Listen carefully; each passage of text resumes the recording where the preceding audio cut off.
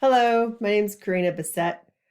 I'm happy you're here today. I'm going to read a fairy tale for you. This piece is coming out in an anthology called Upon a Twice Time, which is being put out by Air and Nothingness Press in June this year. It is a mashup of a murder ballad called The Twa Sisters and a fairy tale called The Water Nixie. The title of this piece is Twice in the Telling, and my name is Carina Bissett. They say I killed my sister, that I pulled her over the railing into the swollen river. They say my sister struggled up until the very end. They say I crushed her bones with my strong brown arms, scalped the shining hair from her skull. Some claim I'm an ogress, a kelpie, a noken, that I'm no sister at all. Maybe they are right. Or maybe, just maybe, the ballad is only the beginning. Our mother found me at the water's edge, dressed in nothing more than river weed. She left her basket of berries behind, strapped me alongside her firstborn daughter, and returned to the husband waiting at home near the mill pond.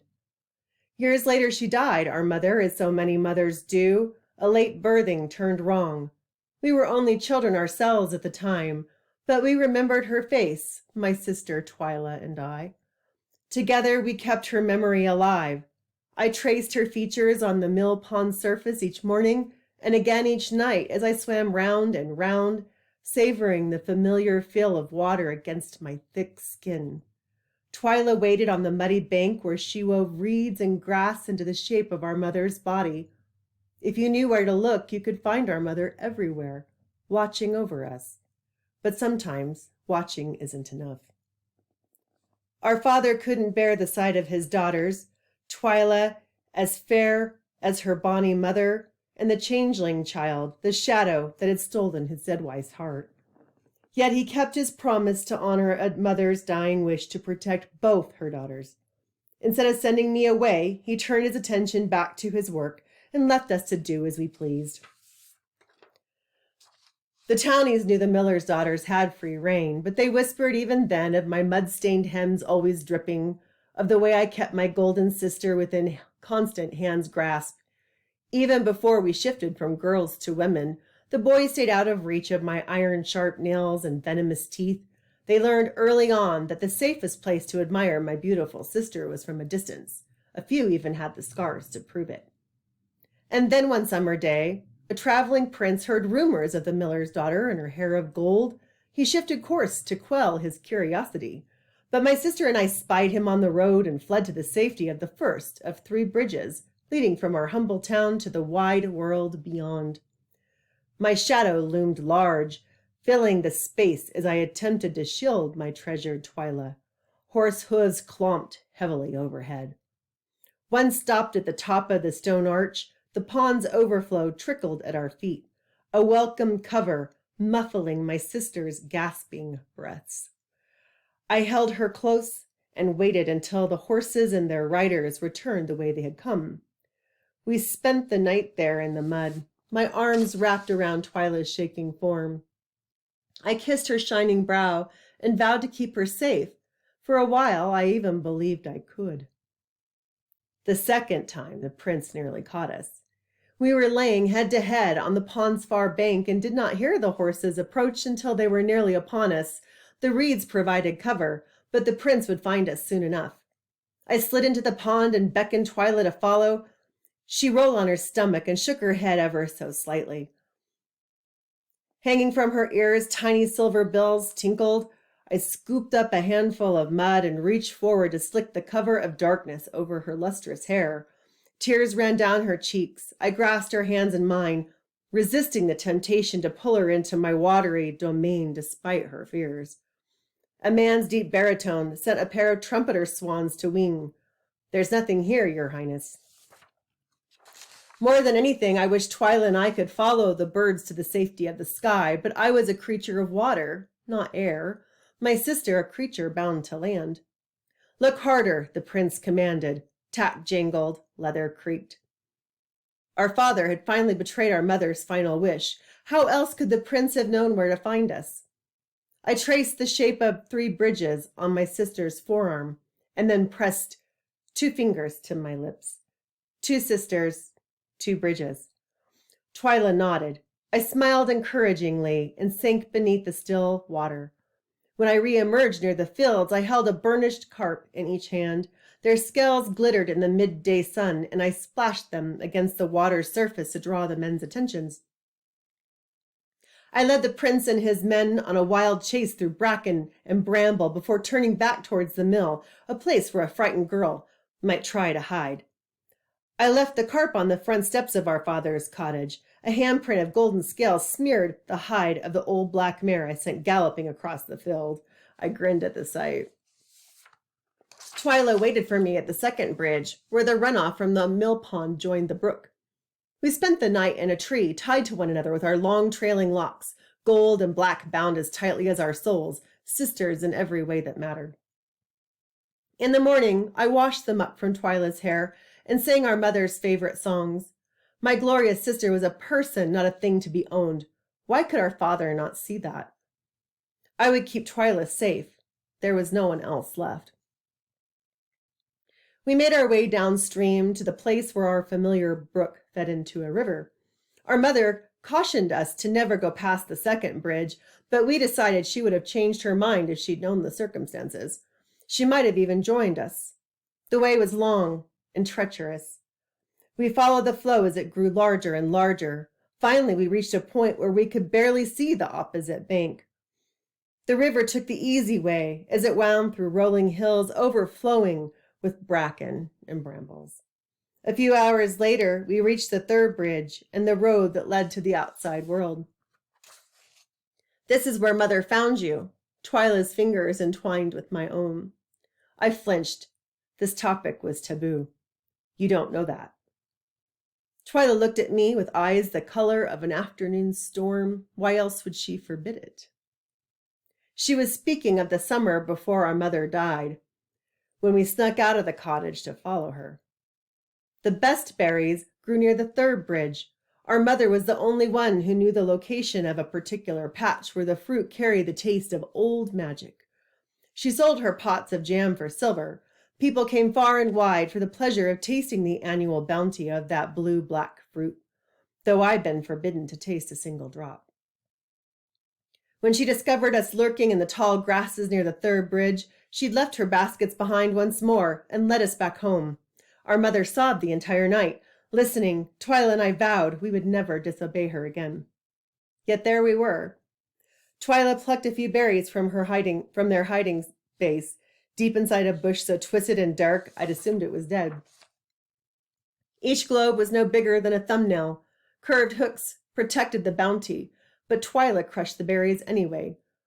The fruit's black juice mingled with her bright red blood. The sight made me dizzy, and I trembled at the sound of water crashing over rocks. I shook my head and reached out to steady myself. The bush bit back.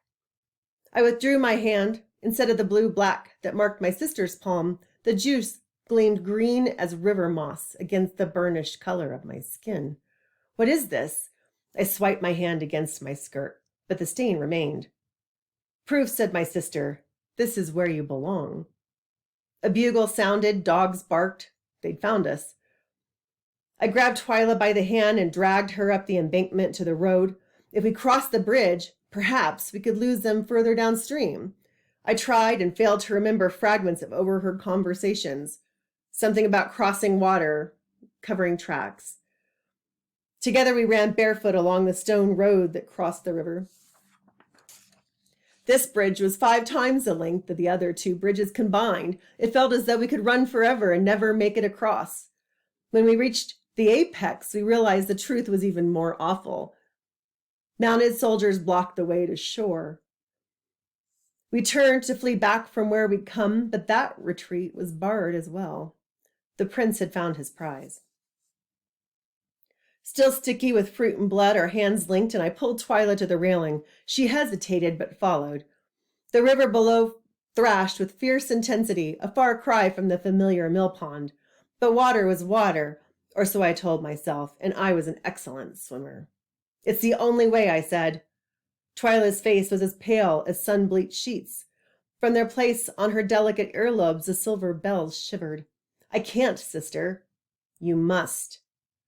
This time she trusted me, and we leapt from the bridge, hand in hand. The prince's shout was a mere whisper above the crashing sound of the waves. The river roared. It pulled us down, down to the darkest depths. It pummeled. It bruised. It called out in a voice both familiar and foreign. My back scraped sharp rocks lurking at the bottom. They tore at my clothes, ripped them off piece by piece. The water tickled the soles of my feet, caressed my thighs, licked the inside of my wrists. It pried at my eyes, stung my ears with demands that I listen, return to the realm where I belonged. When I couldn't stand it a moment longer, I opened my mouth. The water rushed in, filled me up, and with it came a flood of ancestral memories that scoured away all pretense of humanity. I covered my ears, both hands my own. I had lost her, Twyla, my beautiful, brave sister. I finally found her downstream. A man was crouched at her side. Still submerged, I watched him from behind a large boulder, crowned in a glorious coat of moss. The man was dressed for long travel. He had a harp slung across his back. A leather bag leaned next to the trunk of a towering cottonwood. He hummed a tune I did not recognize. The melancholy notes occasionally accompanied with words. His voice caught on a sob, and he reached out a trembling hand to touch the halo of golden hair splayed around Twyla's head.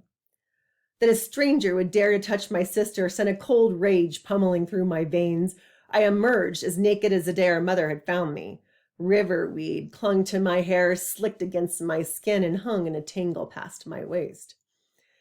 A pile of pebbles shifted under the weight of webbed feet. The rattling sound intruded just enough to give the harper pause.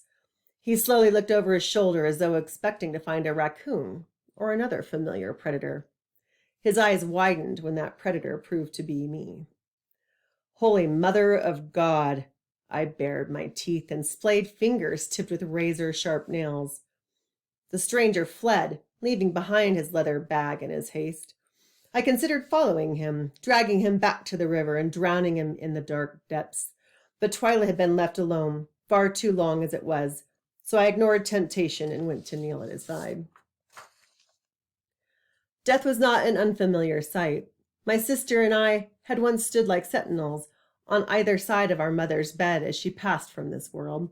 There had been others too, rabbits snared in the reeds, birds crushed while still forming inside their shells, rats drowned in the still mill pond.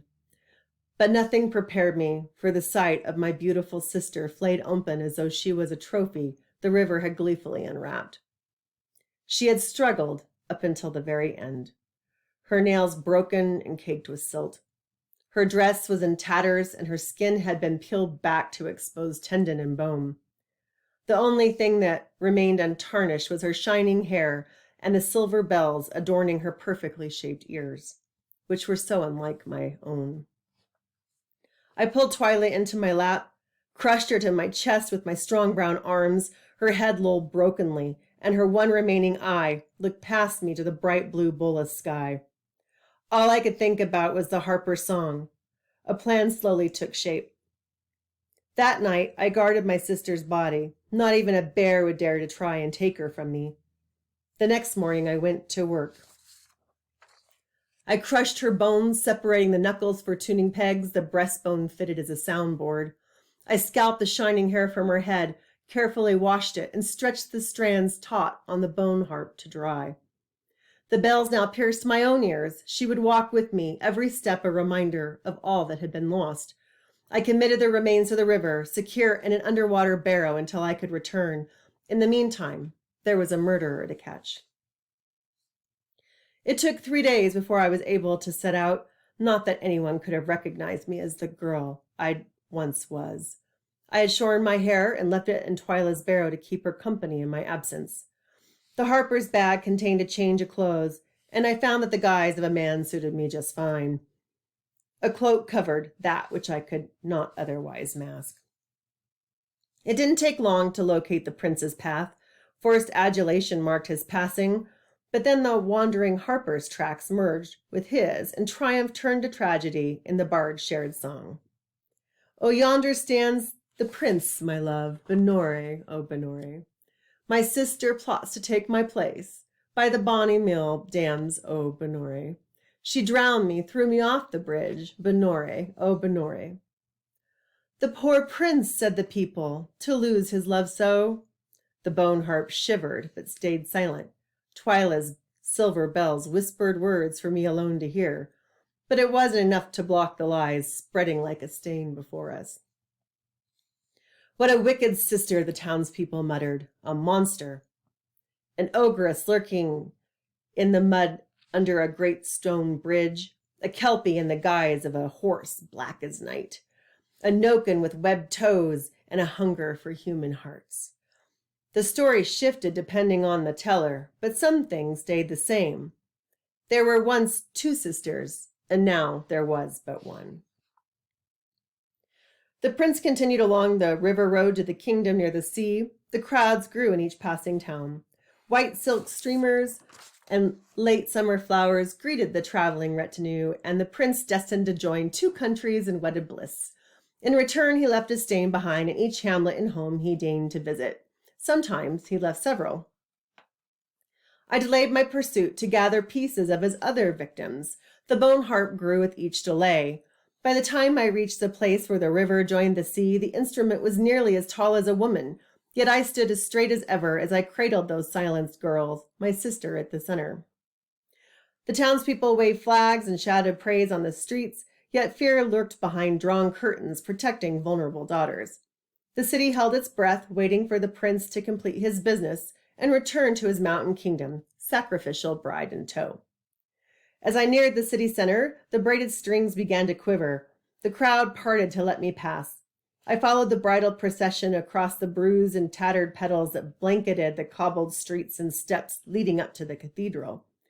Incensed and outraged, the bone harp exhaled a flurry of notes. No one dared to stop me. White-faced attendants bowed their heads and opened the sealed chapel doors. The prince paused in the act of lifting the bride's veil. A shadow passed over his face when he saw me standing in the aisle, a dark force cradling a harp built from the trail of broken bodies left in his wake. I pushed the cloak from my shoulders. Twyla's silver bells rang bright and true before falling silent once more. A tangled murmuration of dead girls' cries swooped into that silence, and my sister's voice emerged as clear as the water in our old mill pond. Twyla took up the harper's tune, twisted the telling to truth. Oh, yonder stands the prince, the would-be king, Benore, oh, Benore. There stands the prince who murdered me along the way to the mill dam, oh, Benore. Twyla cursed him, forced him to follow. The prince ground his teeth, rolled his eyes, fought the compulsion with all his might, yet still he trailed us out of the church, through the streets, and down to the muddy riverbank. Along the way, other voices rose from the bone harp, each verse a tribute to the lives torn asunder and then cast aside. Not a single person moved to bar our progress. Not the bride in her gown of white, not the soldiers in their metal suits, not the townspeople in their colorful finery. He chased me, forced me off the bridge, Benore, oh, Benore. The notes went higher and higher still. The prince cried out in terror or rage, not that it mattered. The bone harp trembled violently, forcing him to his knees. Up to his waist in the running water, the prince's fate belonged to me. Satisfied, a single note sounded, and the instrument broke apart, transformed into a flurry of starlings that rose to the sky. But my arms were not empty for long. I folded the would-be king into my deadly embrace and hummed the ballad's final refrain. The prince's bones will break that dam. Benore, oh, Benore. Thank you for listening. I hope that you will find me. I will be in the bars during StokerCon. You can also find me at panels. I will be at HWA chapters, what they do and how to start one. I will also be at Reinventing the Classics, and I will be,